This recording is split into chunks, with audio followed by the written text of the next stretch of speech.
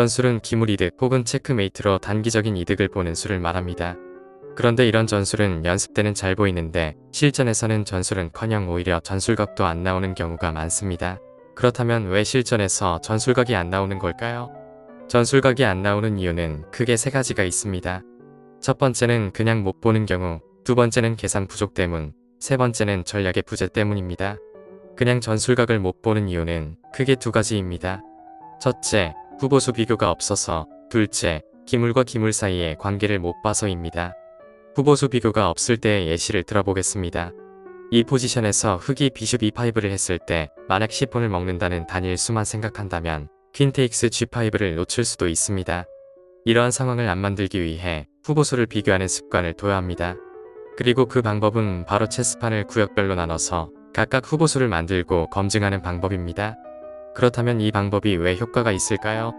후보수를 한 가지만 둔다는 건 곧 체스판의 한 지점에만 초점을 맞추고 있다는 뜻입니다.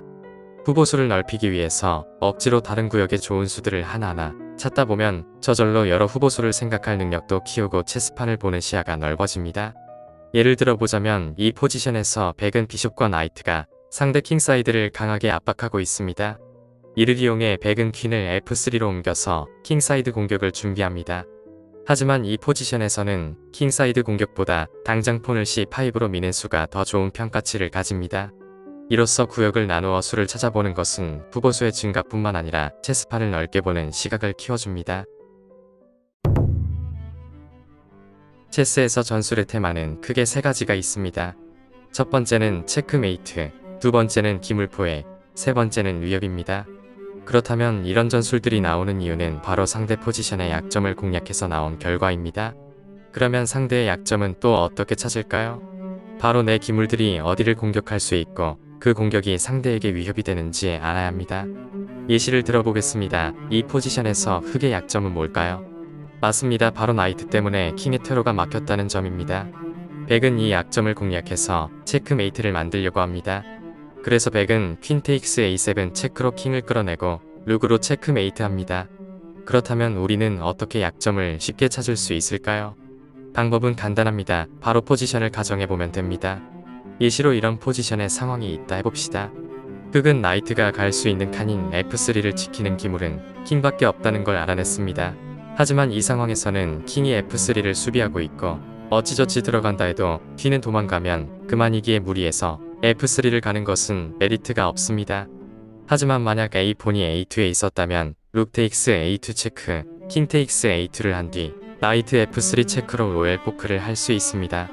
이런 식으로 상대방의 가상 포지션을 만들어보면 추후의 약점을 경험에 의해 빠르고 쉽게 찾을 수 있게 됩니다. 우리가 체스를 하다 보면 복잡한 포지션에서 수 계산을 필요로 하는 곳이 많습니다. 하지만 수 계산은 중요한 만큼 실수 빈도도 잦습니다. 그러면 우리는 어떻게 수 계산을 실수 없이 정확하게 해낼 수 있을까요? 정답은 바로 시각화 훈련입니다. 시각화 훈련은 쉽게 말해 기물 상황을 눈으로 보지 않고 시뮬레이션을 돌려 머릿속으로 그리는 능력을 키우는 것입니다. 그러면 시각화 훈련은 어떻게 할까요? 체스보드의 좌표를 외우는 걸 해야 됩니다. 근데 이건 그냥 깡으로 외우는 거라서 그냥 외워야 됩니다. 좌표 훈련을 하는 이유는 좌표 훈련이 돼야 기물의 움직임을 머릿속으로 상상할 때 기물의 특정한 위치를 계속 기억해두고 있기 위함입니다. 만약 좌표 훈련을 마스터하셨다면 전술 퍼즐을 풀어야 합니다. 전술 퍼즐을 풀 때 한 가지 명심해야 할 것이 있는데요. 바로 전술 퍼즐을 풀 때 모든 수를 어떻게 풀지 머릿속으로 다 그려보고 풀어야 합니다. 만약 그냥 직관적으로 수를 두면 그냥 찍기온 시험해보는 거랑 다름이 없으니 꼭 생각하고 두셔야 합니다. 물론 이런 게 어려우면 그냥 책을 사세요. 체스를 두다 보면 이상하게 계속 불편한 판이 있습니다. 큰 실수를 한 것 같지는 않은데 초반부터 답답하고 두는 내내 방어만 하게 되는 느낌입니다. 상대가 특별히 공격을 거는 것도 아닌데 내가 계속 불편한 포지션에 놓이는 경우가 많습니다. 이럴 때 보통은 오프닝 실수를 했나, 계산이 부족했나 생각하게 됩니다. 그런데 이런 불편한 포지션은 대부분 실수보다는 전략의 부재 때문에 만들어지는 경우가 많습니다. 체스에서 포지션이 불편해지는 가장 흔한 이유는 실수 때문이 아니라 구체적 전략이 없기 때문입니다. 한 수만 보면 전부 나빠 보이지 않습니다. 하지만 그 수들이 서로 같은 목적을 가지고 있지 않으면 어느 순간 전체 포지션이 어색해집니다. 대표적인 예가 기물들이 서로 움직임을 방해하는 경우입니다. 나이트는 전진하고 싶은데 기물 때문에 막혀있고 비숍은 대각선이 열리지 않아서 활동을 못하는 상태입니다. 이런 상황에서는 매 수마다 선택지가 줄어듭니다. 두고 싶은 수가 아니라 둘 수 있는 수를 고르게 됩니다. 이때부터 체스가 불편해집니다. 또 하나 자주 나오는 원인은 중앙을 너무 쉽게 내주는 경우입니다. 중앙에서 밀리면 기물들이 활동할 공간이 줄어들고 상대 기물은 점점 편해집니다. 이때 문제는 바로 손해가 드러나지 않는다는 점입니다. 눈에 띄는 위기는 없는데 점점 답답해지는 포지션이 됩니다. 불편한 포지션의 특징은 상대는 자연스럽게 두고 있는데 나는 매 수마다 고민이 길어진다는 점입니다. 즉 전술은 전략이 없는 포지션에서 생기지 않습니다. 그렇다면 전략은 어떻게 세워야 할까요? 전략의 테마에는 크게 세 가지 종류가 있습니다. 첫 번째는 기물 우위, 두 번째는 공간 우위, 세 번째는 전개입니다. 먼저 기물 우위입니다. 말 그대로 기물수나 교환 결과에서 유리한 경우입니다.